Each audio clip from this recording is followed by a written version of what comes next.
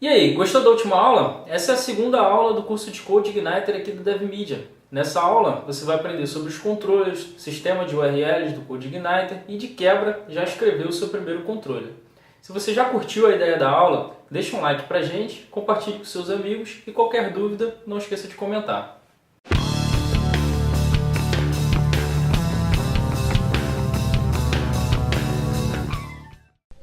Continuando com o nosso curso de primeiros passos com Code Igniter, o que veremos agora, Joel?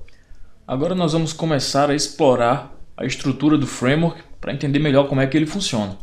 E para isso, vamos começar compreendendo como é que ele mostra para nós aqui essa página inicial. Então eu vou abrir a pasta Application no meu editor. Lembrando que a pasta System, dentro daquela pasta que eu baixei, eu não vou precisar mexer nela, nem na User Guide. A parte que me interessa está dentro de Application e aqui eu tenho os diversos componentes do framework.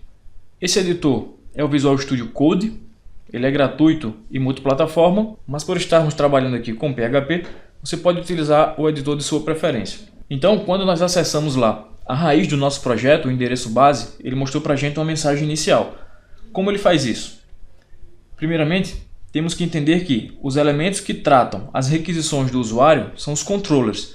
Então, quando nós fazemos uma requisição lá no browser, ou seja, quando acessamos uma página, uma URL do nosso sistema, é um desses controllers que vai tratar aquela requisição.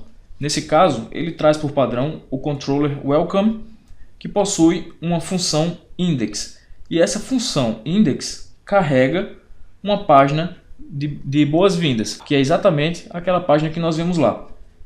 E essa página, Welcome Message, está na pasta Views, como nós podemos ver aqui. Joel, então quer dizer que o controller é responsável por tudo aquilo que o usuário acessa, toda a página que o usuário acessa dentro do nosso sistema? Exatamente, o controller é o responsável por tratar as requisições do usuário e respondê-las da forma adequada. Numa aplicação web, como é o caso da gente aqui, normalmente ele vai entregar para o usuário uma página HTML, contendo texto, botões, inputs, etc. Também cabe ao controller, por exemplo, tratar as submissões de formulários. Então imagine que nós temos um formulário de cadastro.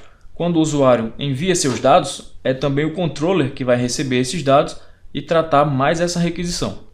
Aqui, voltando no controller, vale observar que a função se chama index, mas lá na URL nós não informamos index em nenhum momento. Isso ocorre porque, dentro do Code Igniter, a index é a função padrão de todo controller. Então, quando quisermos acessar esse controller, basta informar o nome dele lá na URL, como nós vamos ver em seguida, e por padrão, se existir a função index, ela será executada. Então vamos voltar lá no browser. Aqui nós estamos na URL padrão do nosso sistema. Não informamos nenhum argumento adicional.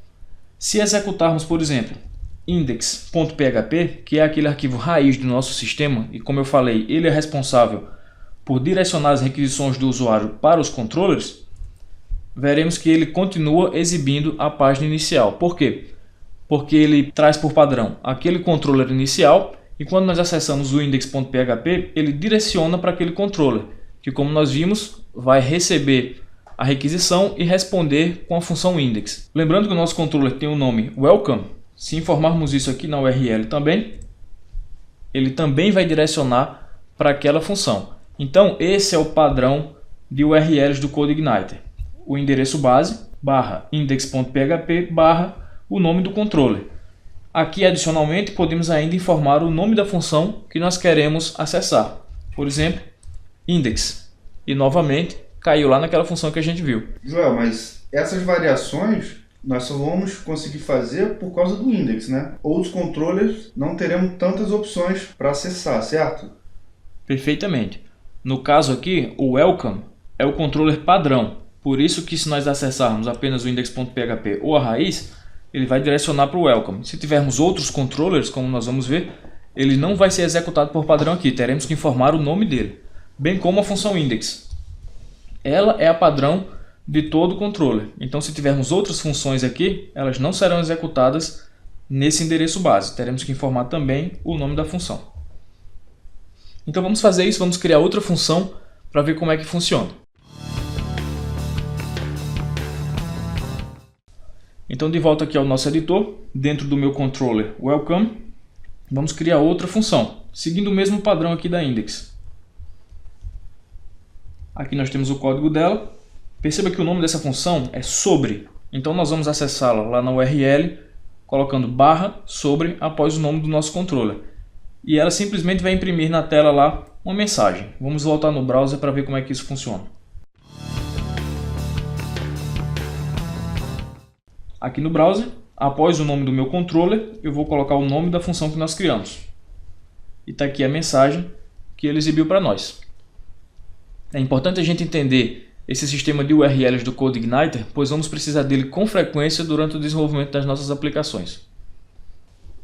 Legal, Joel. Bacana, a gente viu aqui como customizar esse controle welcome. Como é que a gente faz para criar um controle novo? Para criarmos um novo controller, ele deve ficar aqui dentro da pasta controllers e deve seguir uma sintaxe padrão para esse tipo de objeto. Então vamos criar aqui um novo arquivo dentro dessa pasta e o nome dele deve ser exatamente o nome da classe que nós vamos criar. Nesse caso, produtos.php. Então aqui nós teremos o código do nosso controller. Perceba que ele é uma classe do PHP e que herda da classe do framework CI Controller. Essa classe já contém as funções, propriedades para que o controller funcione como esperado. Basta que a gente herde dela e o nosso controller produtos também terá as mesmas funcionalidades do welcome, por exemplo. Aqui, perceba que o nome da classe é igual ao nome do arquivo que nós criamos.